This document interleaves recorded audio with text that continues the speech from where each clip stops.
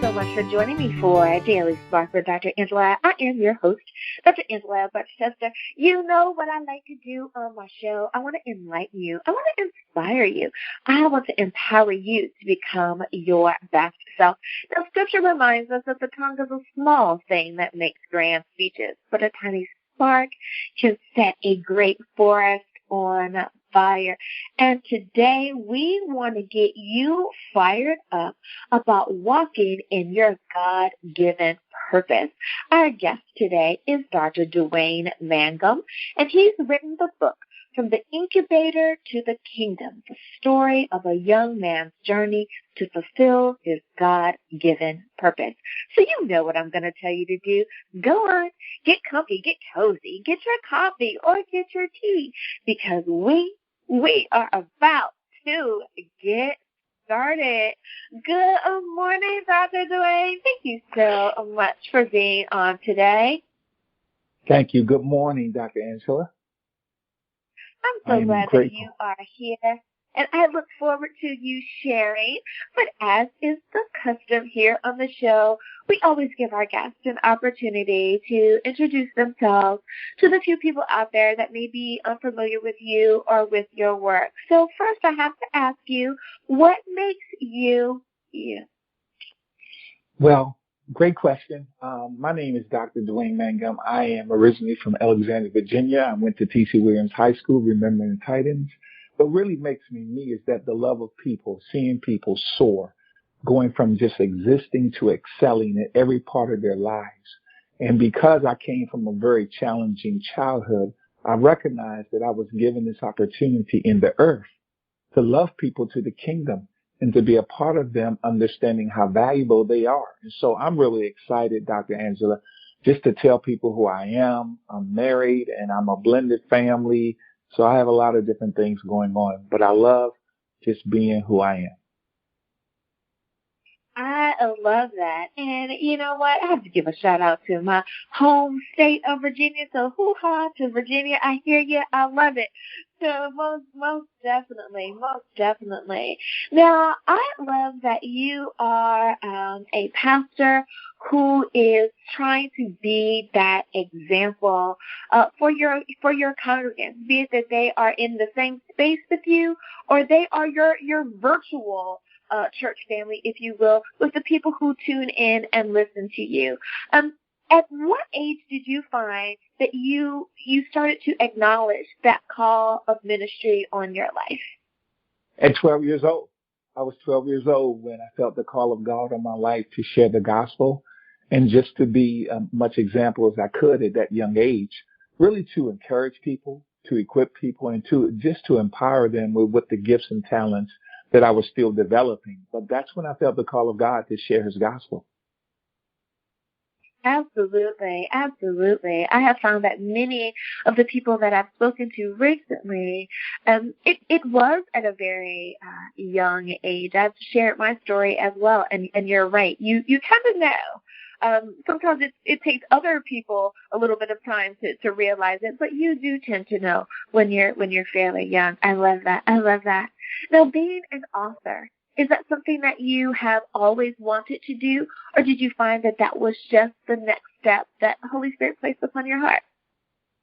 Well, great question. I think, no, I did not want to be an author in the beginning, but I found that was the next step to putting my story in the atmosphere, in the earth, because we all have a story. That is so true. And I love when people don't allow the going thought, the cultural understanding of what you can and cannot share to limit them, because we do have a story within each and every one of us, and many times our story is the inspiration that someone needs at that particular moment to get them unstuck. So I love that. Now, the title of your book, From the Incubator to the Kingdom, I like that, because to me that says we're starting at a very infantile state all the way up to our most mature. It's the picture that's painted in my mind. But how did you come about such an interesting title? Well, the Lord really gave it to me because I am a twin. My twin brother and I were born um, Ah. 2 minutes apart, and I was like 3 pounds and 6 ounces, and he was like 3 pounds and 10 ounces. So when I was born in Howard University Hospital. At that time, it was Freeman's Hospital. And because medical technology wasn't the greatest or it wasn't advanced, and because I was so small, I was put into an incubator in order to get strong, to continue to grow. And so that really began to be the pivoting point of God giving me this title to write, and you forestated, Dr. Angela, we all start from an infantile state.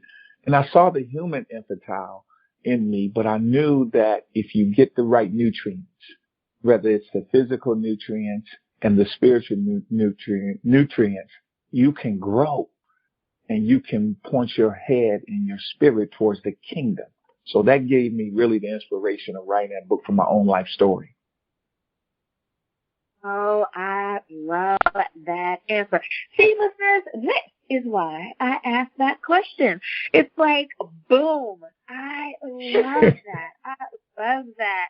Because sometimes, you ask the question and people say, well, that was just the title that God gave me and I went with it. And there's nothing wrong with that. But when there's a backstory, when there's really significant meaning to it, it just makes it that much more interesting. So I love that. Now, we talk about here on the show inspiring people, enlightening people, empowering people. And I like that you kind of have an overlap with that as well. You talk about encouragement, about equipping people and empowering people. What does encouragement, what does equipping, what does encouraging look like to you? How do you share that in your ministry or through Well, your I think book as most, well? oh, okay. Thank you. Great question. I think that most of us have moments of discouragement in our lives, whether because life happens and we always, I believe, need a kind word, need to be uplifted, need to be not just tell them that they're going to make it, but kind of show them even through your own life experience or your testimony, if you will, in your church arena. And I think you need to have a smile. I think you need to let people know, regardless of what you've been through, you were born for greatness. You were born to do something phenomenal. And so I think if you share that consistently and show that and allow love to be sprinkled in that encouragement, I believe it begins to lift people up. In the equipping part, I always say this, is that if you can encourage somebody, then they're ready to be equipped. They're ready to get instruction. They're ready to understand how valuable they are. And you begin to pull out their gifts and their talents so that you're equipping them to do something that they never thought they could do. And so when you equip people, you give them the right tools, whether it's emotional tools, psychological tools, or spiritual tools, to let them know that, yes, you can do it. It may seem difficult in the beginning, but yes, you can do it. So you have to equip. It's like a mechanic cannot work on a car unless he has his tools to get the job done. And so when you, so when you get to that empowerment part, after you go through the encouragement equipment, now you're ready to empower people or empower someone to take the encouragement and equipment to lift somebody up to a different standard, to a different level. So when you empower people, you let them know that now you have the tools, now you have the encouragement. Now go share this story, share your story with somebody else, and let them know that there's a fire burning inside of them, that regardless of the obstacles, they can do something phenomenal, something that can cause a change in every atmosphere in their lives. Oh, I love it. I love it. And you are so right. You do need all of those steps in order for people to live their best life. I love that. Now, there's someone out there who's going to say, but Pastor, you don't understand. But Dr. Duane, you don't understand. I have obstacles, not like your obstacles, but I have obstacles of my own. This has happened, the other has happened, and I am just down and out right now. How do you address, assist, encourage that person who feels like they are just one blink away from hitting rock bottom? Well, I think they have to. I think the most great question, Dr. Angela. I think one of the things you have to do is assess yourself if you can. Assess who's in your environment, who's in your inner circle. Because a lot of people we have in our inner circle are not there to lift us up. They're not there to encourage us. They're there to see us fall. And so I think, first of all, assess yourself. And I think if you can understand how valuable you are despite the obstacles, despite what you've been told, despite what you see.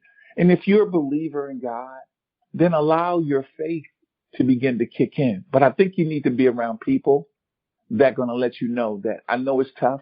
I've been through the difficult things of life, and I've been through that and I can relate to you. Always meet them where they are and say, listen, I can relate to you, but here's what I've done. If you take one step, or if you could just put it in a frame, if you will, and say, okay, difficult today, but not difficult tomorrow. And the last thing I'll say on that, I say, in order for people to understand, they have to start speaking to themselves. They have to start speaking words of encouragement, speaking words of life. And what I used to do when I was down, when I was a young person, I suffered homelessness. I suffered blood poisoning where I almost died at 7 years old. And so what I used to do, I used to go look in the mirror every morning and say, God, this particular person is going to have a fantastic day. This particular person is going to do something that he's never done with your help. Yeah. And so I think if you connect people around you that are builders and not breakers, that are lifters, and that can constantly be in your ear, that will encourage you and even help you. Because I believe we can help people intangibly as well as tangibly. But we have to be in a space, or we have to want to get to that space. And all we really need, Dr. Angela, is really a nudge to somebody that really cares to lift us up. Absolutely. I love that. I tell you, there was nuggets in that answer, and I hope that you are able to pick them all up. Be a builder, not a breaker. I love that. I love that. Well, Dr. Duane, it is time for us to go to break. But before we do, if you could please remind everyone, what is the title of your book? Where can we get a copy? And of course, how do we stay in contact with you? The title of my book is From the Incubator to the Kingdom, a story of a young man's journey to fulfill his God-given purpose. You can find my book on Amazon, Barnes & Noble, and you can find it on my website at www.drduanemangum.com, drduanemangum.com. And you can find me on Facebook at Dr. Duane Mangum. Alrighty, everyone. Now you know where you can get a copy of the book. We'll be back right after this.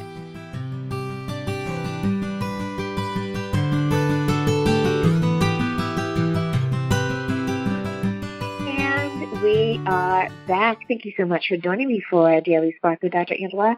I'm your host, Dr. Angela Chester. My guest today is Dr. Duane Mangum, and we're talking about his book, From the Incubator to the Kingdom. I know that is an awesome title for the book. Now, Dr. Duane, my next question for you is about faith. Do you believe that faith plays a part in people achieving their purpose, in actually being the person that God has called them to be? Yes. What a great question. I believe that all of us have to recognize that God requires us just to have a mustard seed of faith, to believe, to trust Him. And I believe in order to walk in your purpose, you have to have that ingredient or that element of faith that will push you past those things that doesn't seem like it's going to happen, to give you that extra, if you will, to pick you up and say, you know what? Yesterday was a crazy day, but my faith was inspired. My faith was lifted. And so I really believe that in order to achieve anything in this earth, you need to have faith. Absolutely. You are so right. And I don't think that people who who aren't familiar with walking in your faith, I think they just really and truly do not understand how someone can do that. I think they think that we're kind of crazy for having that point of view, but then people who walk in their faith every day don't understand how anyone could live without that perspective. So I think you're right. Now, what do you do when? Let me kind of back out a little bit. I am a big believer in prayer. I know that prayer works. I believe that prayer is our way that we communicate with God, and God communicates with us. So many times people will say, well, I don't hear God talking to me, or I'm not sure if God is answering my prayers. What do we do when God's answer is no instead of yes? Well, I think, great question, Dr. Angela. I think that the simplistic is God knows better than we do what we need and what we should have at this particular season in our lives. When God says no, I don't think he's saying no. He's saying that you need to wait so you can receive what you've been praying for. So I'm going to put you in a pause mode, and sometimes no is not no, is that I need you to pause so you can get a little more development and trust me a little more and understand what I'm about to do is going to require that you are receptive. Because I read somewhere where it says, to much is given, much is required. And so when we ask God and God is not moving at our rate of speed, he tells us that they that wait upon the Lord, he will renew your strength. So while you're waiting, or if you think he said no, know that he sees your beginning and the end and knows that he going to give you exactly what you need that will propel you into your greatness. Sometimes we put the cart before the horse, and sometimes we try to pressure God into doing it on our terms and conditions. But God has terms and conditions because he knows and he loves us greatly. Oh, I love that answer. And if we think about our parents, our human parents, sometimes the answer is not right now. You're right. It's not a flat out no. It is a pause. It is not a definitive no, like forever. It's just a pause. And you are so right about that. And then people get frustrated and they try to go and handle it again. And then they wonder why they have to pray about it again so that God can get us out of the mess that we've gotten ourselves into. So you are so right about that. I love it. Now, kind of flip side of the coin there may be some people who are saying, I feel like I used to have a relationship with God. We used to talk all the time. I felt like I too was the apple of God's eye. But life has happened, and I don't pray as much, and I don't feel as though I'm hearing from God the way that I used to. How can we encourage someone who feels that they need to rekindle the fire that was once in them? How do we encourage people to pick up their faith and continue to walk in it once again? Well, I think one of the things, great question, Dr. Angela. I think one of the things that I would encourage them to do is to try to reflect and find out where you lost your fire. Sometimes we got to find out what caused the fires to douse. Maybe it was a circumstance. Maybe it was a relation. Maybe it was a disappointment. And I often tell people, just reflect. If you feel that you are away from God, God is never away from you, but maybe you let a certain life event cause you just to, stop being as fervent.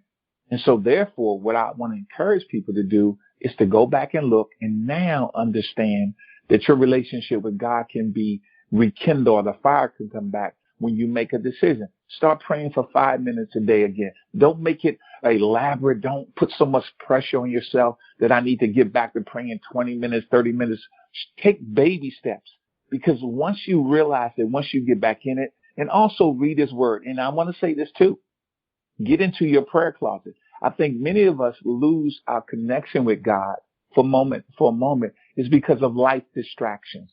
One of the things about what's happening in earth now, and I love technology, is that technology has caused us not to focus on God like we used to focus. So find out, maybe let me cut my phone off for 5 minutes. Let me get away from the television for 5 minutes or 10 minutes, and let me just go and spend time with God. If you start rebuilding that relationship at small intervals, and God will, sooner or later, you do 5 minutes a day, it'll turn into 10, and then 15, then 20. If you do it consistently every day of the week, you will be surprised and amazed how you begin to talk. It's just like, lastly, Dr. Andrews, it's just like when you have a conversation with someone, a relationship, and you don't call them as much. And you say, I want to call them.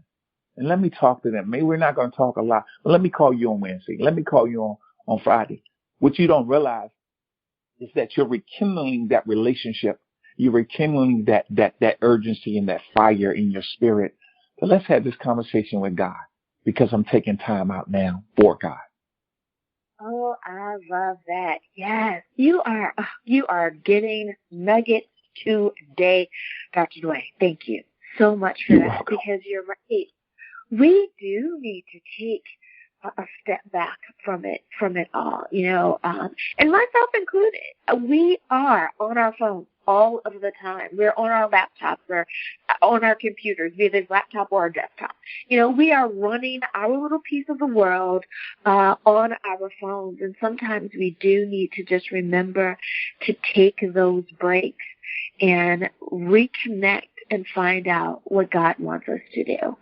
I have shared with people that I'm a breast cancer survivor, and one of the things that I started doing thank you. I absolutely. Once I got home and I'm in my recovery stage, the next day when I woke up, before my feet hit the floor, I said, "Good morning, God. Thank you." Just that simple. I wasn't trying to be fancy. Like, I wasn't purposeful. That was my thought. Thank you, God. Oh, good morning. Just very, very simple. But in saying that, it dawned on me, I don't think I did that yesterday or the day before or the year before. I don't think I was purposeful in having that thought of how blessed I am to be in this wake-up moment. And every day since, I have done that. So to me, that's what you're saying. Take those little small pauses to just be with God, because we're so busy, and we need to get off the rat wheel for just a little while and just have those moments of praise. I love that. I love it. I love it. Now, I want to ask you some questions related to your writing the book and being still along the path of that encouragement and that empowerment.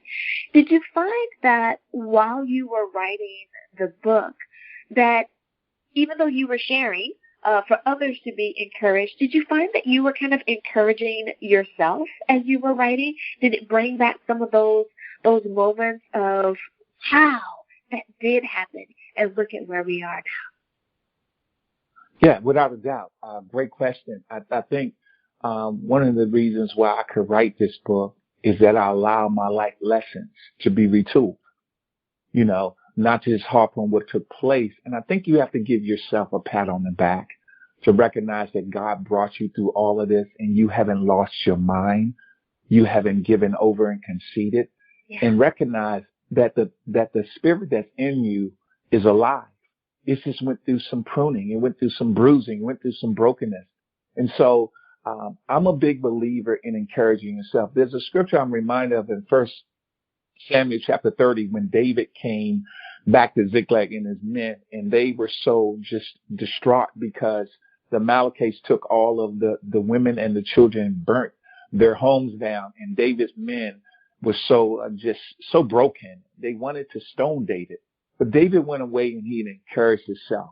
And so there's times in our lives, Dr. Angela, where we do face those major disappointments or those major traumatic experiences. But if you can just go away and ask God to help you and encourage yourself, because I don't believe you can encourage someone else until you have pivot towards encouraging yourself. And so when I was writing this book, all the things that I went through about my life and being homeless and all those other things I had to face, I began to realize that I'm encouraging myself because I'm still here. I'm still able to be a part of doing something for God that hopefully and prayerfully will cause other people to change or even take some of the attributes or the nuggets that God gave me. I don't ever want to hold things in. That's why I wrote a book that commands us to go from being a child to being a young teenager, to being a young adult, to being even a person that has maturity. And so I recognize that, yes, you have to allow everything that you do and reflect on it from the right perspective so that you can encourage yourself and you can encourage and empower others. I love it. I love it. Now, my next question is, in what order should we do this encouraging, this empowering, this inspiring journey that we are on with our communities? Should we start with ourselves? Do we start with the person that we think needs it most? How do we determine who's first? Well, I think you should start with yourself. The reason why an empty cup cannot pour nothing into nobody else. And you got to realize that you have been placed in this position to encourage someone because God is in you. And so I think you should encourage yourself and then have the opportunity to encourage or empower somebody else. Because again, I think it's very challenging to go and pour something into somebody that you have nothing to pour into them. And so by doing this, I made sure that before I went out, I gave myself a pep talk, or I talked to my mentor, or I talked to a really good friend and said, this is what I want to do. What do you suggest I do first? And they begin to pour into me because I think you need a nucleus. It doesn't have to be a large nucleus of some people that will always encourage you. And you being a victorious breast cancer, legitimate, incredible, phenomenal young lady who God just took you from one place to another. And I think that now you have been given the opportunity and the life lessons to encourage another young lady or even a man that are dealing with this thing right now. And I think lastly, the best experience of empowering somebody is that you went through your season and you saw how God brought you out.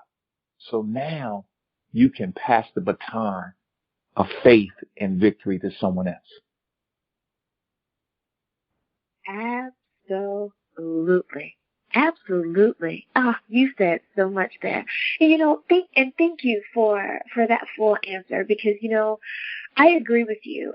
When I am about to do something, and especially something where I know that my answers are going to be heard by many, I do take the time to encourage myself first.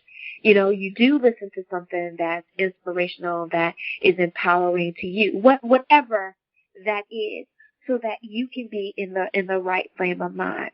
And you do say, God, go with me before you step out, onto the stage or pick up the mic or get on the phone or whatever it is, because you do need to have that proper state of mind. And thank you for reminding someone else out there that someone needs to hear your story. Because I know that I do share from a personal perspective, and I do encourage people. It's going to be, it may be hard, and it might even get harder before it gets better. But if God got me through, who am I? He's going to get you through too. We are all God's children, and He doesn't have a favorite. So let's keep walking into that direction in which He has called us to walk. I love your answer. Thank you. And what a great place to take our break and let everyone just pause for a moment and just run over those answers again. Amazing. Dr. Duane, if you could please remind everyone, what is the title of your book? Where can we get a copy? And how do we stay in contact with you? Sure. The title of my book is From the Incubator to the Kingdom, a story of a young man's journey to fulfill his God-given purpose. You can purchase my book at Amazon, Barnes & Nobles, any other outlet. Also, you can purchase it on my website, which is www.drduanemangum.com. drduanemangum.com. You can purchase my book, and you can find my information on Facebook at Dr. Duane Mangum.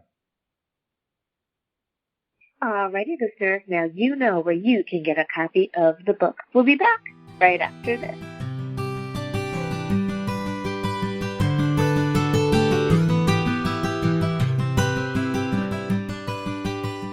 And we are back. Thank you so much for joining me for a Daily Spark with Dr. Angela. My guest today is Dr. Duane Mangum, and we are talking about his book, From the Incubator to the Kingdom. Well, Dr. Duane, I have enjoyed my time talking to you today. We are in the last bit of our time together, but I do want to pick your brain just a little bit more. Sure. My next question for you is, how do you find your niche? How do you find your God-given purpose? I know that that's something that I talk about. How do you help your listeners, your viewers, your clients find their God-given purpose? Well, I think one of the things you have to find out what causes you to be enjoyed, your passion, your love, something that you can do that doesn't seem like work, doesn't seem like it's taken all of your time, something that you feel in your palate, your spiritual palate, your physical palate, your brain palate that you need to pour out. I think when you're looking for your niche, something that gives you so much joy and excitement of doing, that you could see yourself doing this every day, all day, without any reservations of fatigue. And even though when fatigue comes, you feel like I got to push past it. Whatever your niche is, and it's not so much that your niche is going to come right away. It's going to take time. Sometimes you got to do some trial and error. But if you're passionate about it, if you have the love that's deep down in your spirit and in your mind, and that you know that God has placed this in your heart, because God will give you exactly what you need. Some of us have found our niche, but we may say, maybe it's taking too much time to get the niche to come to fulfillment. Stick with it.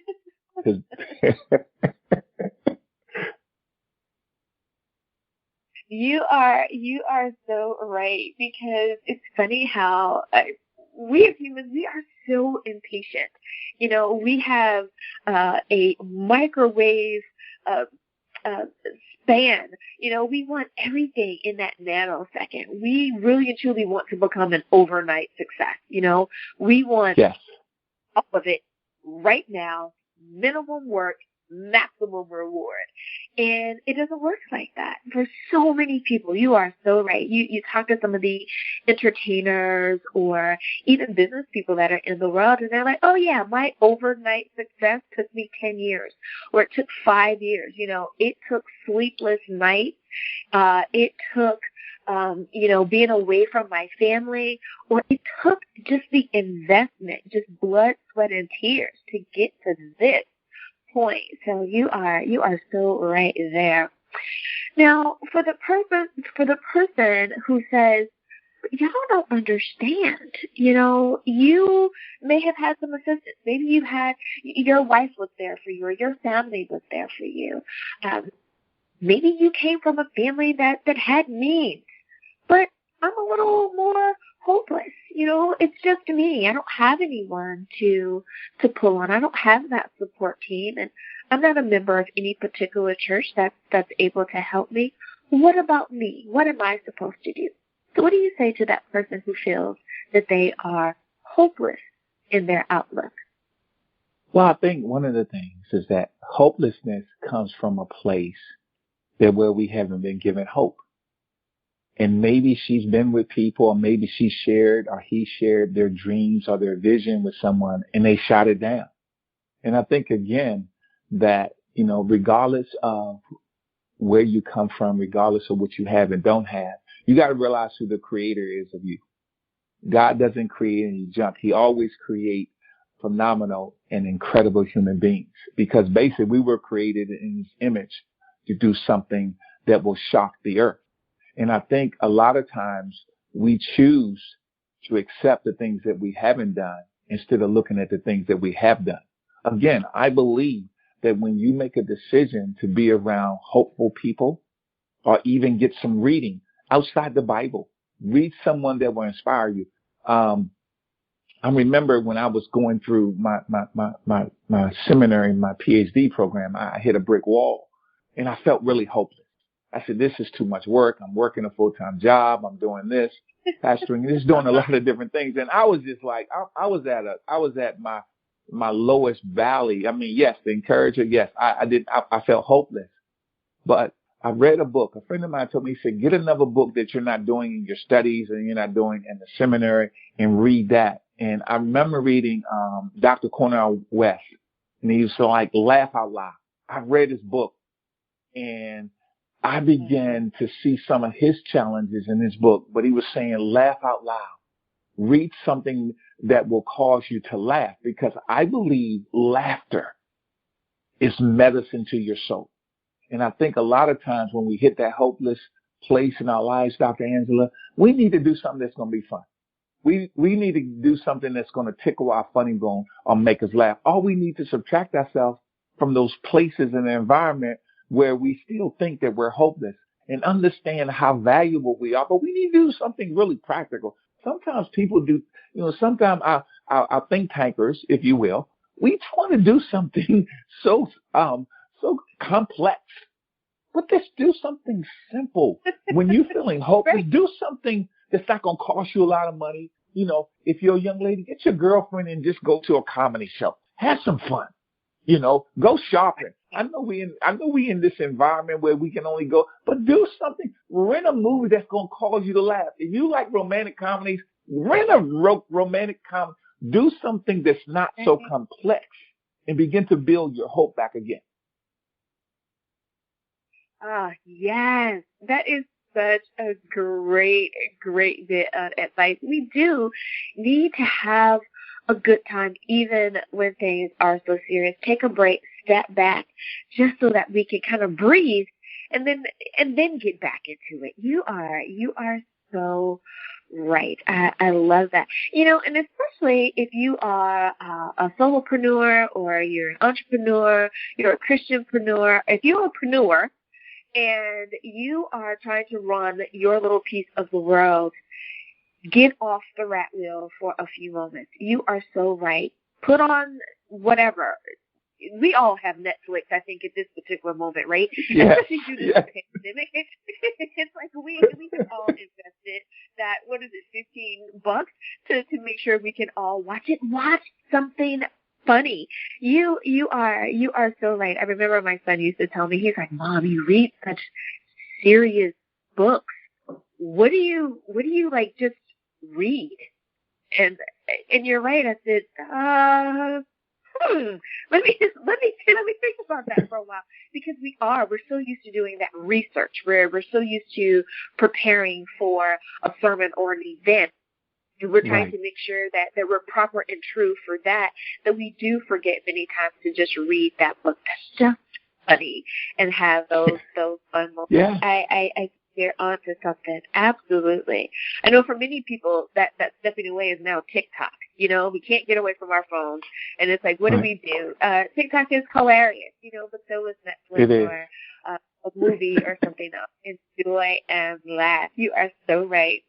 Now, my last question for you for the day is that how do we deal with that one thing that seems to be the hardest for many people, and that is forgiveness? We have that saying, you forgive and you forget. And people will say, well, I'm definitely not going to forget because it hurt, and I'm not sure about forgiving.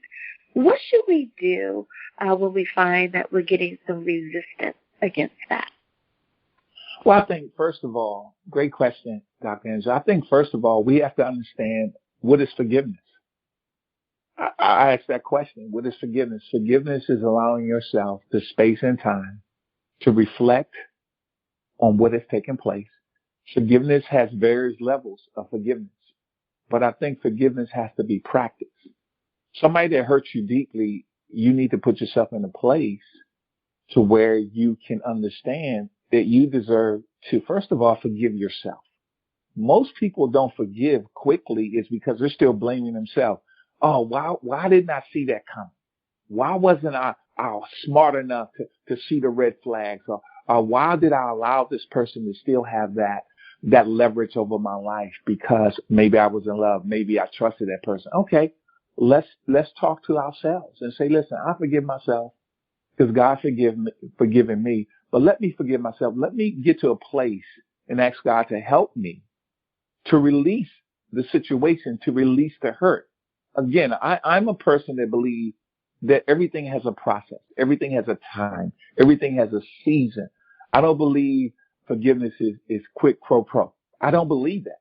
Regardless if it's a light forgiveness or a heavy forgiveness, you have to picture in your mind that this person or this situation is holding me down like baggage, heavy baggage, and it's keeping me from breathing. It's keeping me from soaring, or I'm just still existing versus excelling. And so when I think about forgiveness, and it's challenging on every level, but you have to speak to yourself. What is that thing doing to me? How is it restricting me from moving forward? And then allow God to help you through the process, or get counseling, or go to Dr. Angela, get pastoral counseling, get therapeutic counseling, get some mechanisms step by step that can help you to become better. We have a tendency to hold on to things because really, let's be honest, we like holding on to stuff. So we can have maybe that measure of revenge, maybe that measure of, I'm going to get you back one day. I'm not going to let it go because I need to keep my steam up of unforgiveness. So when the time comes for you to get yours, but if you let God handle it and let God take care of the results, you will find yourself at a different level of freedom. I truly believe that you have to love yourself enough to forgive yourself and ask God to give you the process and the timing to forgive that person or that situation. Amazing. I love it. Oh, that is such a good answer. Stop wallowing around in that pain and misery. Get unstuck from that story. Turn the page. I love it. I love it. Well, Dr. Joy, before I let you go, and I want to make sure that I take a moment to not skip over this piece of your bio, and that is to thank you for your service. I come from a very civic-minded family. Many as well have retired from our armed services. So thank you so much for your dedication to not only God, but to family and to country. Thank you for your service as well. Now, we are out of time. So I have to say goodbye to you for today. But Dr. Rain, please know that you are invited to come back on this show anytime you like, be it that it is a new book that you might decide to put out, or you simply want to come back on and inspire and empower my listening audience here. Thank you so much for being on. Before I let you go, though, can you remind everyone one last time the title of your book, where can we get a copy? And, of course, how do we stay in contact with you? Yes. The title of my book is From the Incubator to the Kingdom, the story of a young man's journey to fulfill his God-given purpose. You can find my book on Amazon Books and Barnes & Nobles, Facebook, Dr. Duane Mangum. I'm just so grateful as we tune out. And, you know, Dr. Angela, you have been phenomenal, and I'm grateful for the opportunity to come and serve your listening audience. Thank you. I appreciate that. And continued successes in all that you do, Dr. Duane. Thank you again for being a guest. And listeners, thank you as well for tuning in and spending time with us here today. You could have been anywhere, but you chose to spend it here with us because you're listening to this on radio, or perhaps you're streaming this from one of the platforms. We appreciate your tuning in. As always, may the Lord continue to shine his face upon you. May you receive his grace and his mercy in all that you do. Until next time, everyone, remember, you are blessed in the Lord. Have a great day, everyone. Bye-bye.